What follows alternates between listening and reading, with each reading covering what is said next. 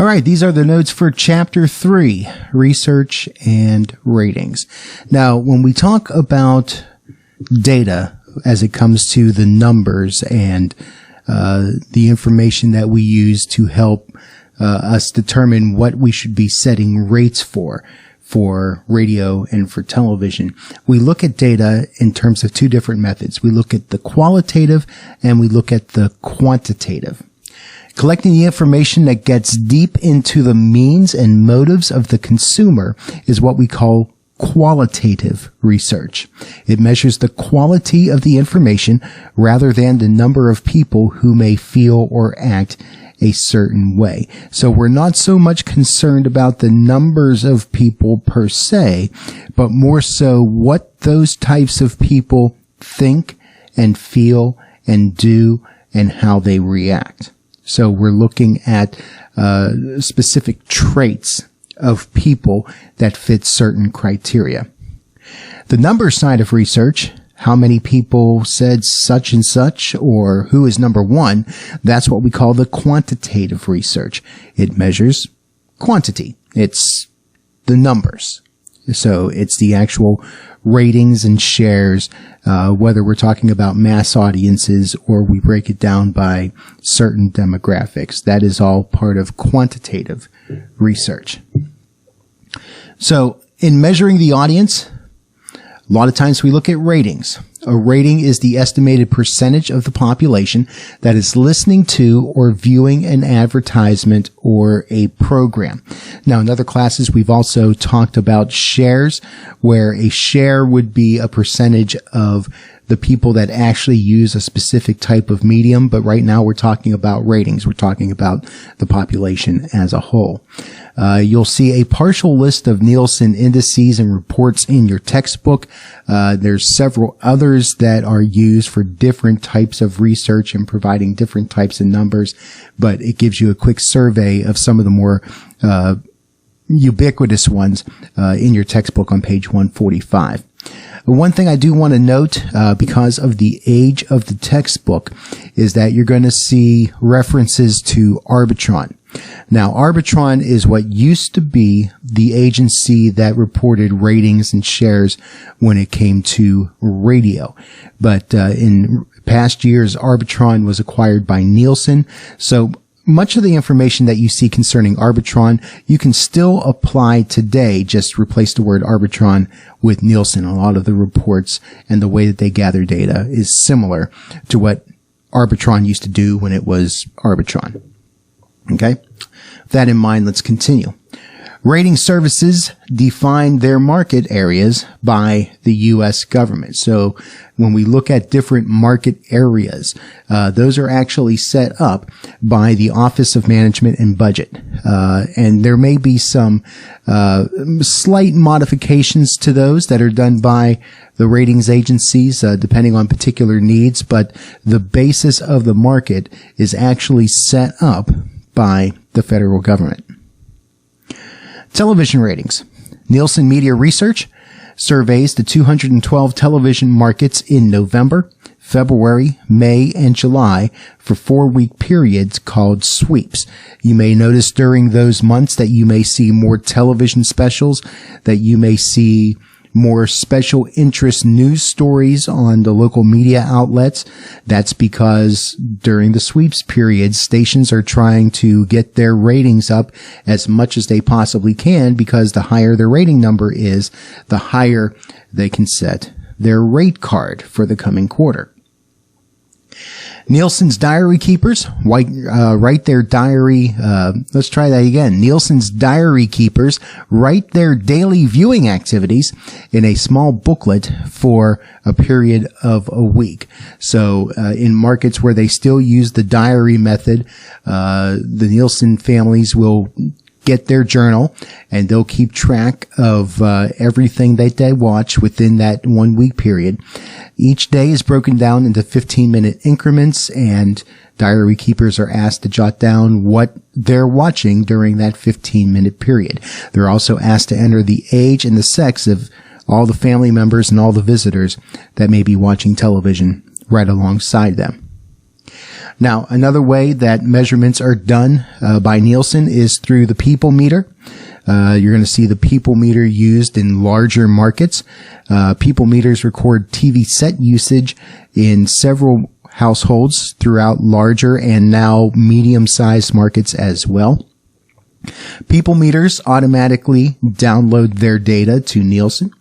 And with that data, the company compiles the information and creates what are called overnights. These are literally ratings for what happened during the previous evening. They're calculated overnight. That's how they get their name. So you can see the numbers of how many people watched certain shows during the previous evening with this data. Some of the pros and cons of the Nielsen rating system. The advantages of the diary include its ability to record large amounts of information at one time. What this does is it reduces the cost of collection. The diary also reflects individual viewing behavior and gathers demographic data. So it's going to be a more detailed representation of what is happening with viewers and who those viewers are and different makeups and that sort of thing, which is helpful in calculating ratings and other data that advertisers like to look at. The downside of the diary is its reliance on people. So you have human error. Someone may forget to jot down what they were watching on a certain night. They might write down the wrong station that they were watching. There could also be some dishonesty that happens. There could be pressure for them to say they were watching one thing when they were really watching something else. So there's your pros and cons for the diary. Now, the people meters. The advantage there, the people meters have the ability to record exact times that the set was turned on and off, also recording the exact channels to which it was tuned. So it's going to be much more precise data when it comes to what was actually happening in that particular household. However, there are disadvantages to the people meter as well. There's the fact that there's no way to tell if anyone is actually watching the meter set. There's no demographic information that's available because it's just monitoring the set usage. And meters are still relatively expensive compared to paper and books and that sort of thing. Although the cost is becoming much more cheaper, and with the accuracy of what's actually happening, it's becoming much more desirable for the people meter to be used, which is why it's being used in more and more markets. Cost comparisons. Ratings are a more important element in setting prices for commercial time. There are other elements that go into that, though, such as demand and demographics that advertisers look at. But ratings they tell us how many eyeballs are tuning in, and the more that the larger audience that you attract, the more attractive you may be to prospective clients. The objective for buyers is to reach their target at the lowest cost of delivery. They're looking for the most bang for their buck. Meanwhile, sellers want to make sure the cost reflects the value of the audience being delivered. They want to get the most that they possibly can for the quality of audience that they are presenting and the numbers in the audience that they present to advertisers.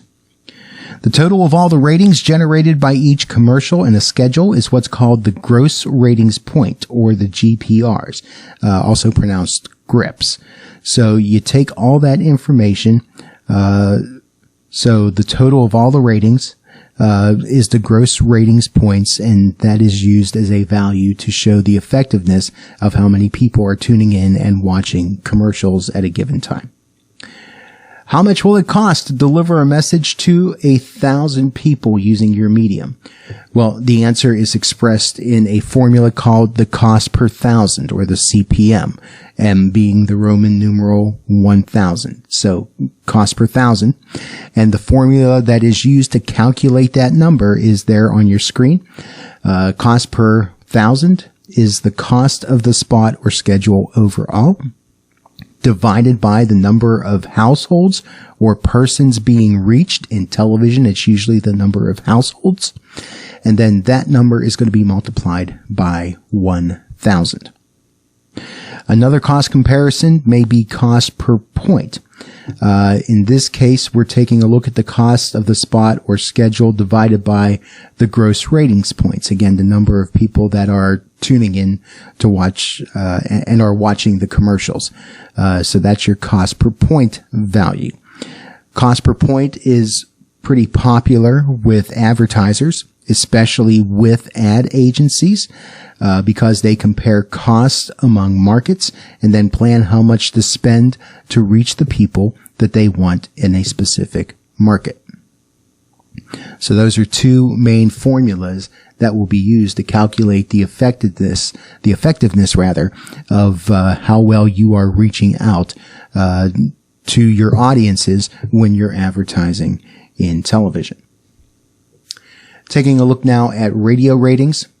Every Arbitron market, or as we talked about earlier, actually Nielsen radio market, is surveyed at least once a year in the spring. A lot of markets are now going to at least 2 times a year, usually the spring and the fall. But as you get into more medium and larger markets, you're seeing that those markets are being rated more regularly, at least quarterly, and sometimes even monthly. Those markets are known as continuous measurement markets because the numbers continue to be evaluated on a much more regular basis. Now, since radio is typically sold as a local medium, the Nielsen survey area definitions wind up being more specifically local. So we talked about how the different geographic areas set up by the government may be adjusted between Nielsen for television market ratings and radio market ratings. They tend to have more radio markets, and they're segmented to better reflect what is actually happening with the listening public. For example, the television market that we're in is the Raleigh-Durham-Fayetteville television market, but in terms of radio is measured in terms of Raleigh-Durham, and then Fayetteville is segmented out as a separate market. Television sells households more often than not and has only recently began to target and sell specific demos. Television's starting to see, especially with the impact of cable television and the way that cable has been programming for specific niche audiences, that even broadcast television is now starting to segment itself and present itself as networks that gear themselves towards specific demographics. In contrast, radio has always been a demo-targeted medium, at least for as long as we can remember, for several decades. It gives the advertiser the opportunity to hone in a specific message to a specific group. So, depending on who the advertiser is, what the product or service is that he or she wants to advertise, it may be more appropriate for that advertiser to go onto an adult contemporary station or a talk station or a sports station, depending on what sort of demographic that advertiser is looking for and whether that demographic matches up with the particular audience of the radio station. And as we've talked about, more so with television as well. One other thing to note, radio generally sells to individuals as opposed to households. So the ratings and shares numbers in radio are going to reflect individual people as opposed to different households, different families. Much of the information in the book on online ratings is pretty much outdated, and the way that ratings are developed for the online world is continually evolving. Nielsen and ComScore are both agencies that do measure audiences for online content. There's other ones that are emerging out there. In addition to that, there's individual content providers that offer their own measurement data, although comparing between platforms can can be rather difficult because it's not necessarily an apples to apples sort of comparison. The numbers of representation on one particular platform could have a different basis on how they got that number as opposed to some other platform.